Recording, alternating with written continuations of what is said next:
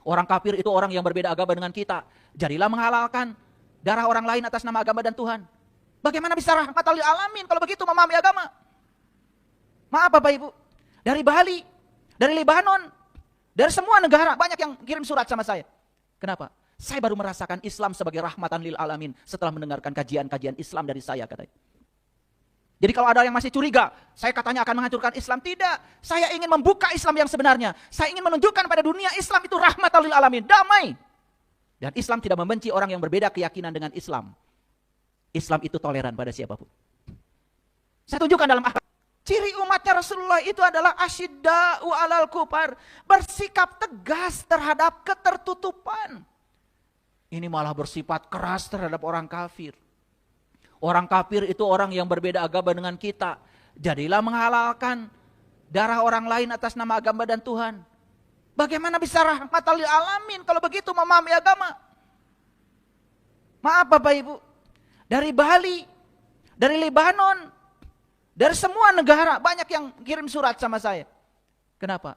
Saya baru merasakan Islam sebagai rahmatan lil alamin setelah mendengarkan kajian-kajian Islam dari saya, katanya.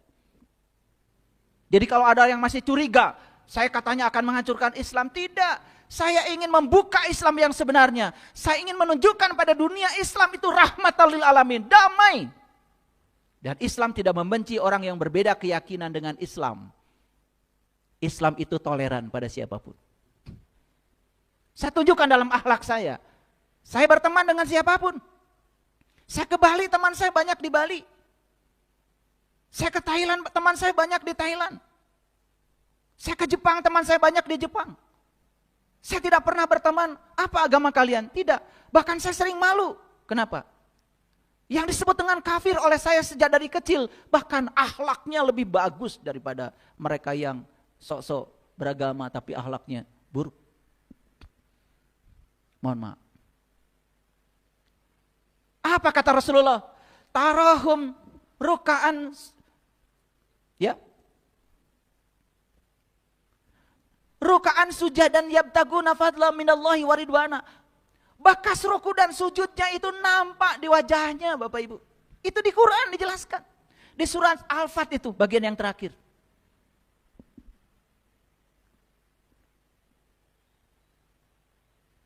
Bekas ruku dan sujudnya nampak di wajahnya.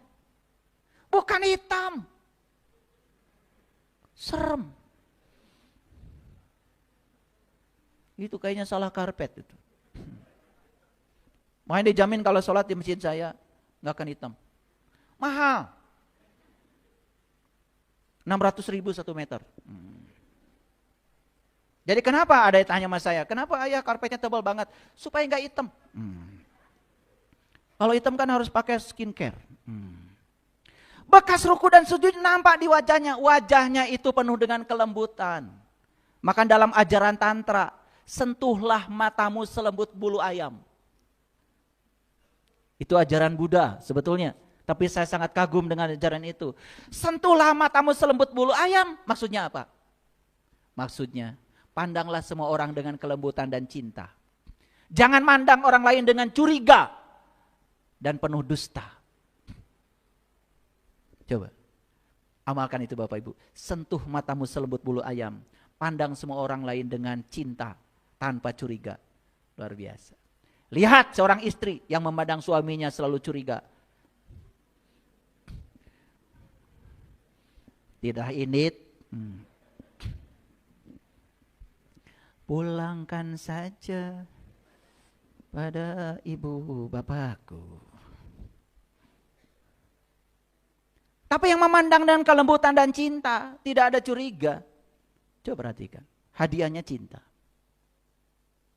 Udah saya sampaikan ya, di buku saya ya, yang berjudul Menciptakan Surga dalam Pernikahan.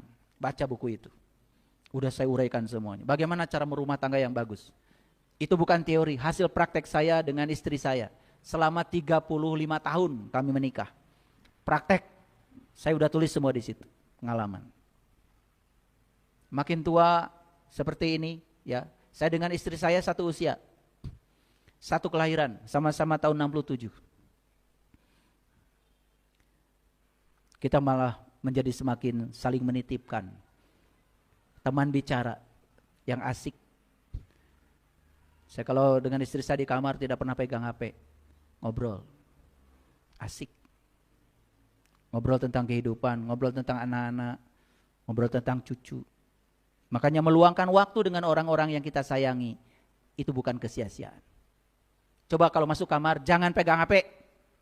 Wah, satu sekedeng. Ya mau di kamar dua-duaan ngurus HP. Pasangan nanya nggak dijawab.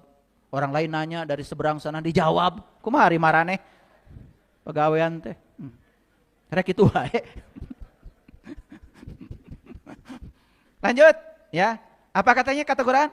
Fawailul lil musallin. Celaka siapa? Yang sholat. Tahu nggak jawabannya? Karena sholatnya cuma raganya saja. Ketika sholat tidak ngomongin orang, kan habis sholat. Karena cuma raganya. Kalau sholat dengan jiwanya lahir batin Bapak Ibu, itu sudah dijelaskan di Quran. Bahkan setelah sholat, dia pun tetap sholat. Dialah yang sholatnya daim. Perhatikan saya. Mau ngomongin orang, gak boleh. Itulah sholat. Mau korupsi di kantor, gak boleh. Bukan hak saya. Itulah sholat. Itulah sholat yang mencegah dari perbuatan keji dan munkar. Sholatnya sepanjang waktu. Setiap mau melakukan apa-apa, dia selalu ngerem.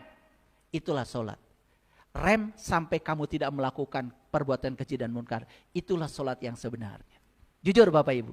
Jadi Bapak Ibu sholatnya sekarang, ya. Sholatnya sekarang, simbolnya atau hakikatnya? Yang 5 waktu itu simbolnya, latihannya, instrumennya. Tapi sholat yang sebenarnya sepanjang waktu. Yuk sekarang saya ajak Bapak Ibu. Yuk pada sholat setiap saat. Ulangi, pada sholat setiap saat. Mau berbicara yang buruk, langsung direm dari dalam. Enggak, langsung sholat. Mau memikirkan yang buruk-buruk, curiga sama orang, tidak.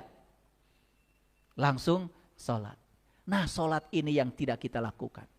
Sholat yang di pasar, sholat yang di kantor, sholat yang di kehidupan, yang di dapur, di ruang makan, di rumah, itu sholat yang belum dilakukan. Kita hanya terjebak di sholat formal, seolah-olah kita sudah sampai. Padahal itu baru instrumen. Tujuan akhirnya adalah mencegah perbuatan keji dan munkar. Jadi berapa waktu Bapak Ibu sholat? 5 waktu. Ketika sholat, bagus Bapak Ibu, gak ngomongin orang. Kan habis itu. Nah sekarang mari kita bertekad. Saya akan sholat sepanjang waktu.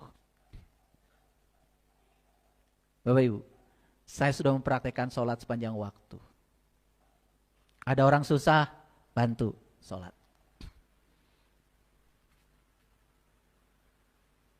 Ada orang kegelapan, terangi sholat. Coba, gratis hidup Bapak Ibu. Gratis. Sahabat-sahabat saya di sini, di Bumi Spiritual Indonesia, sudah tahu keseharian saya.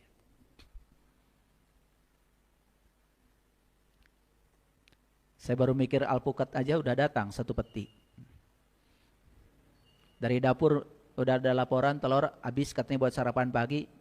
Gak kira-kira telur ayam kampung datangnya 3 peti. Kan gak mungkin saya makan sendiri. Betul gak? Iya, saya bagikan. Kalau telur umurnya kan pendek. Gitu. Kalau ada yang datang ke rumah saya, kenapa ya buah-buahan di rumah ayah banyak terus? Ya itulah surga. Kan katanya dipipit, ada lagi, dipipit, ada lagi. Begitu. Dimakan, ada yang ngirim lagi, dimakan. Gitu maksudnya, itu surga. Nyata sekarang. Bukan hayalan. Paham? Mau begitu? Pasti mau. Bereskan heula ieu. Masih pendusta agama. Bereskan dulu. Kalian mah kalau dipancing sedikit langsung pindah. Dasar pangeretan. Baru dipancing dikit langsung berubah haluan. Betul enggak? Mau begitu? Mau. Bereskan dulu ini. Ini topik kita hari ini. Kita tidak mau lagi jadi pendusta agama. Kan begitu? Betul enggak? Sholatnya tidak mau lagi cuma raga, ingin melibatkan jiwa. Jiwanya bisa lizikri, bisa ingat sama Allah. Satu-satunya syarat ingat sama Allah, maka jiwa harus dikenalkan dulu sama sang pemilik jiwa itu. Itulah yang disebut dengan ma'rifatullah. Udah nyampe pesannya? Ini Quran Bapak Ibu. Nah, alladzina hum an sholatihim sahun.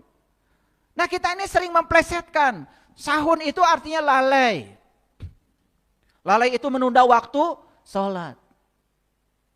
Saya setuju. Menunda waktu sholat itu tidak boleh. Karena Allah harus menjadi the topmost priority. Setuju gitu. Tapi jangan menganggap kalau sudah sholat tepat waktu sudah selesai. Karena sahun yang sebenarnya adalah lupa.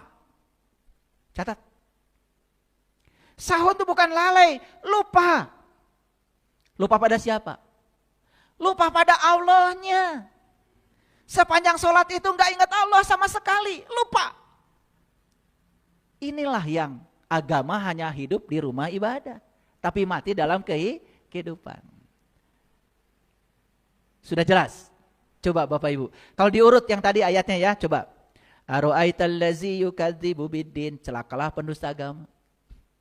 Fazalikal ladzi yad'ul yatim, mereka yang menelantarkan yatim. Oh, yang menelantarkan jiwa. Bapak Ibu, kalau sudah merasa sudah tiap tahun mengasih sumbangan sama panti asuhan, itu mah biasa. Berbagi. Dan berbagi itu bukan buat orang lain. Kalau orang yang sadar kan memberi itu buat diri sendiri. Ngehargaan diri, ngehargaan maneh. Bukan buat orang. Saya bukan berarti Bapak Ibu tidak boleh ngasih makan orang yang disebut yatim, miskin. Bukan itu, bukan. Itu belum selesai. Makanya kan banyak orang yang sombong karena sudah mengundang anak yatim, karena naik pangkat, merasa sudah selesai. Bukan pendusta agama. Belum. Belum. Ada yang ditelantarkan dalam diri kita. Itu jiwa kita. Yuk kita urut. Celakalah pendusta agama. Siapa? Yaitu orang yang menelantarkan jiwa. Ya toh? Dan tidak ngasih makan pada jiwa itu. Clear? Akibatnya apa? Sholatnya jadi celaka. Kenapa? Karena sholatnya lupa. Lupa pada siapa? Lupa pada esensi sholat. Kan sholat itu jelas di Quran. Ya.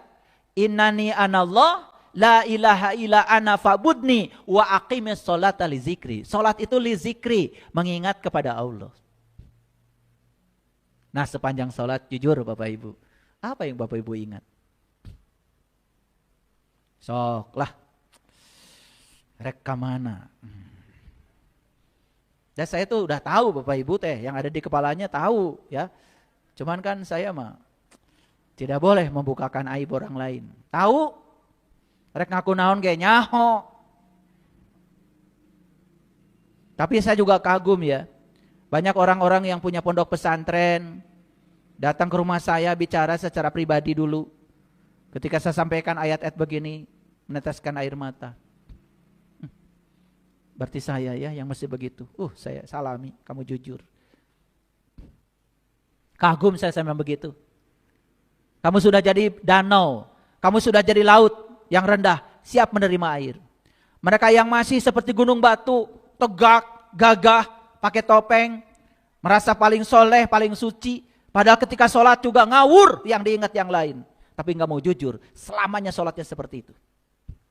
Orang yang berani sesat, tidak akan tersesat. Tapi orang yang tidak berani tersesat, selamanya tersesat. Jadi sahun itu apa artinya Bapak Ibu? Lupa. Lupa pada siapa? Makin jelas atau makin tidak jelas? Oke. Sering Bapak Ibu baca ayat ini? Sering dalam sholat? Ya? Kenapa sering baca ayat ini? Tertarik ya. Tertarik karena pendeknya. Keren ya Bapak Ibu. Pokoknya keren. Alladzina hum yuraun. Ini orang ini cuma ria aja.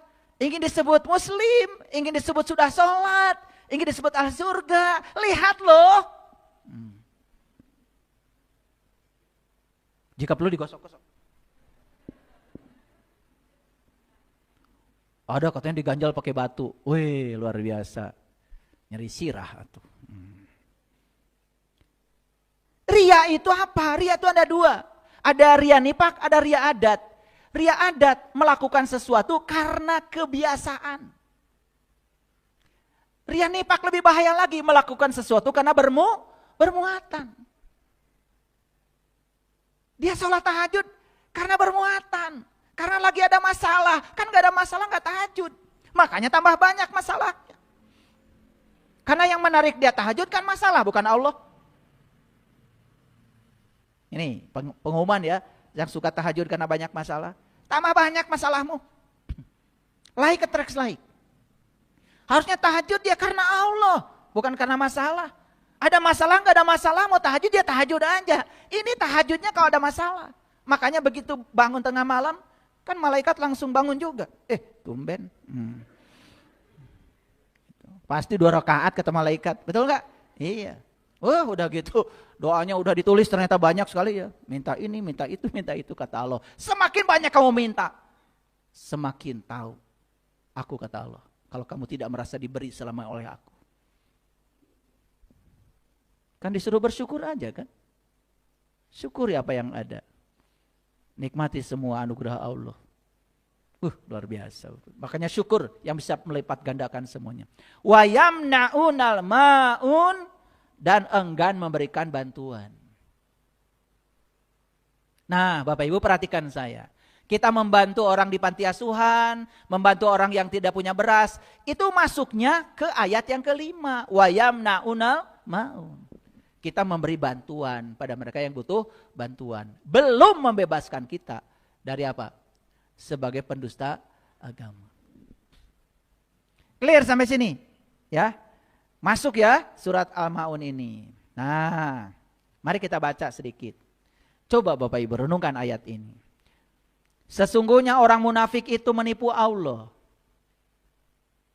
Orang yang menipu itu kan seperti menghadap padahal enggak. Coba kalau tukang tipu kan ketemu kita. Betul enggak? Yang dibicarakannya biasa. Ini wajah tu wajhalilladzi fataras samawati wal ardh, kan begitu tukang tipu. Padahal aku hadapkan wajah batinku kepada Zat yang telah menciptakan langit dan bumi. Kan gitu kalian kalau sholat. Padahal pikirannya udah ngawang-ngawung kemana. Mulutnya aja yang kupat kapit seperti itu. Itu namanya menipu. Menipu itu menghadap tetapi sudah punya agenda lain.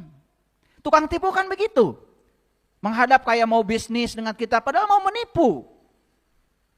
Paham gitu? Coba kata-katanya luar biasa. Ya, sesungguhnya orang munafik itu menipu Allah dan Allah akan membalas tipuan mereka. Bukan Allah yang membalas. Dia sebetulnya sedang menipu dirinya sendiri. Dia dibalas oleh hukum alam. Apa tipuannya orang munafik? Dan apabila mereka berdiri untuk sholat, wa iza qamu ila sholah qamu kusala, mereka sholatnya malas. Ini ada yang terketik sama saya, ada S-nya. Malas. Gak sengaja saya. Kok saya bilang barusan S-nya ada 2. Malas. Malas itu karena tidak merasakan nikmatnya Bapak Ibu. Coba, Bapak Ibu malas makan karena tidak bisa merasakan nikmatnya makanan. Bapak Ibu disuguhi makanan yang bukan kesenangannya, pasti malas. Tidak bisa menikmati. Nah, malas itu karena kita tidak bisa menikmati. Sholat cuma menggugurkan kewajiban saja. Bayangkan sholat yang kayak gitu. Hanya tumbuh di rumah ibadah, hidup di rumah ibadah, tapi mati di ruang kehidupan. Diulangi lagi di ayat ini ya. Wa iza qamu ila shalah qamu kusala yuraunan nas. Salatnya itu cuman ria aja di hadapan manusia.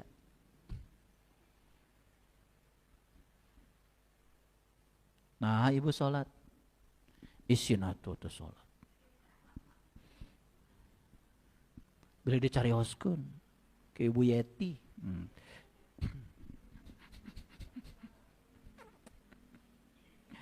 Nah yang terakhir Bapak Ibu, perhatikan kata-kata saya. Ini kata-kata Quran.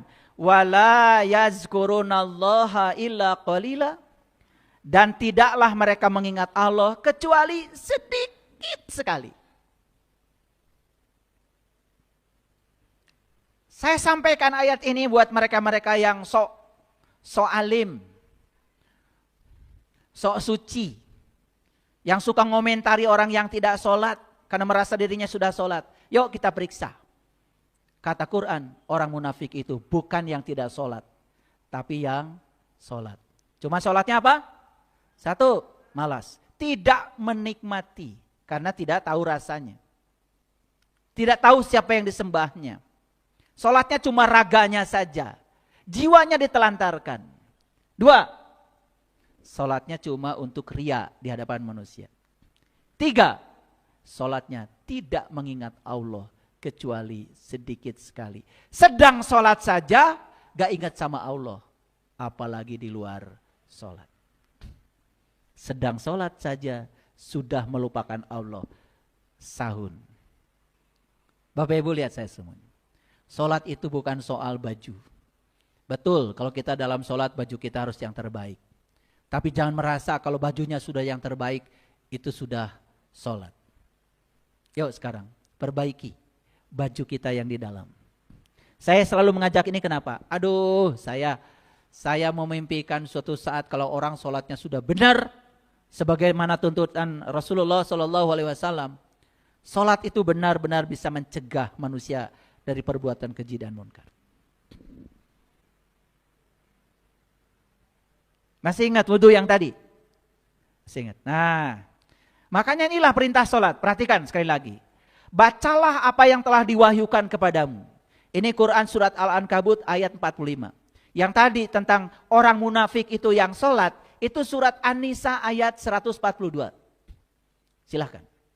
Bahkan di An-Nisa 145 Allah mengatakan, ya, tempatnya orang yang sholat tapi munafik itu adalah neraka. Dan saya sudah jelaskan ya, neraka itulah di sini, saat ini, sekarang. Gampang marah neraka, gampang tersinggung neraka. Itulah neraka. Saya jujur mau tanya Bapak Ibu, banyak gak orang sepertinya sudah sholat tapi masih gampang marah? Gampang tersinggung. Betul gak kata Quran tempatnya neraka? Betul gak neraka itu saat ini?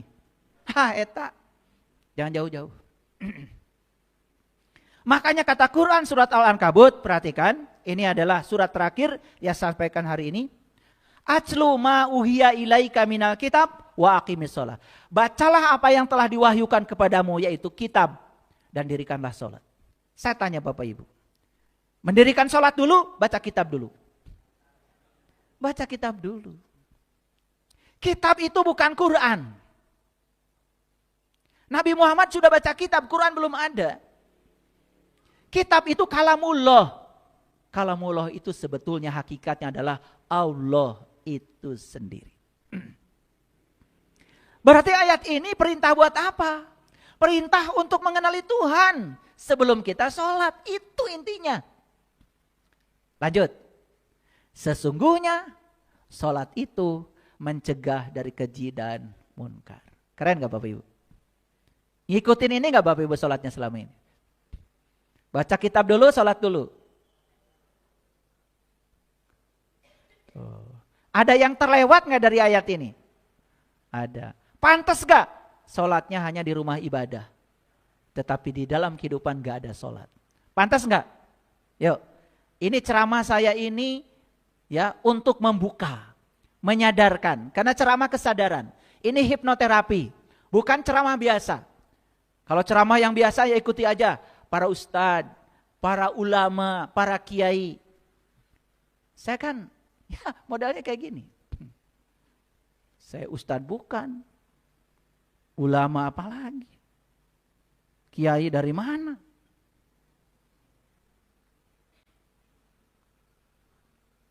Bukan siapa-siapa ini, ya. Tapi dengarkan kata-kata saya. Ya, dengarkan kata-kata saya, Bapak Ibu. Ya, kosongkan Bapak Ibu, jujur mendengarkannya. Dan semua orang yang berani untuk mendengarkan kebenaran, mereka sampai pada kebenaran. Bahkan ketika kita tidak mengejarnya, kita bisa sampai. Sekali lagi, bahkan ketika tidak mengejarnya, malahan sampai.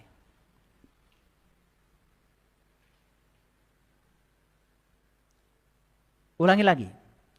Bacalah apa yang telah diwahyukan kepadamu, yaitu kitab. Baca apa dulu? Kitab. Setelah itu apa? Dirikanlah sholat. Karena sudah tahu dan kenal kepada Allah, sepanjang sholat gak ada yang diingat kecuali Dia. Bergetar Bapak Ibu. Bisa berjam-jam sholat itu. Sampai kakinya Nabi Muhammad aja bengkak. Baru kata Allah, sesungguhnya sholat itu, pakai itu. Sholat yang mana? Sholat itu. Sholat yang didirikan setelah baca kitab. Mencegah dari keji dan mungkar. Dan sesungguhnya, kata Allah, mengingat Allah sangat besar. Wala zikrullahi akbar.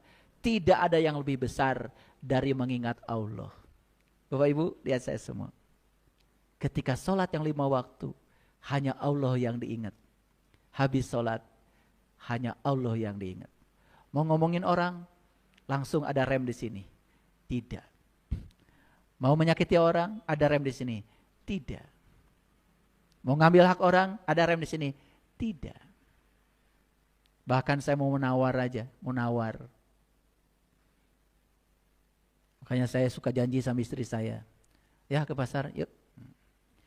Karena bagi saya dengan istri saya ke pasar itu refreshing. Ketemu orang, asik tuh ya. Buat singkong di kanan, buat timun di kiri. Asik itu, olahraga. Ternyata ada penelitian, sering pergi bersama pasangan ke tempat-tempat seperti itu memperpanjang umur. Keren tuh penelitiannya, luar biasa. Ya, coba bareng-bareng ya. Asik. Tapi saya suka pakai syarat. Nanti di pasar jangan ditawar ya. Timun 6.000 1 kilo. 2.000 aja mang. Itu bukan menghina tukang dagang, itu menghina Allah. Ya Allah, petani itu cuma naruh bijinya. Yang menumbuhkan aku, kata Allah, sampai sebesar itu. Kok kamu tidak menghargai aku, kata Allah. Tawar 10.000. Karunya atuh, malak dage lila. Ya Allah, Bapak Ibu. Kadang-kadang kita suka tega ya, kalau nawar. Coba mulai sekarang, jangan nawar ya, itu aja dulu. Syukur kalau dinaikkan harganya. Coba nanti, praktekkan dari saya. Waduh Bapak Ibu, berkelimpahan. Saya itu di Jelekong nanam timun di gunung. Ya. Setiap hari, ya saya hitung nih. Ya, yang kerja di Jelekong itu yang nanam timun itu 4 orang. Kalau di Jelekong tuh ngabedug namanya. Gajinya di sana 60.000 sampai jam 12. 4 kali 6, 240. Kali 6 hari. Sok hitung sorangan. Panen timunnya 3 bulan Bapak Ibu. Begitu dijual ke pasar ditawar 2.000.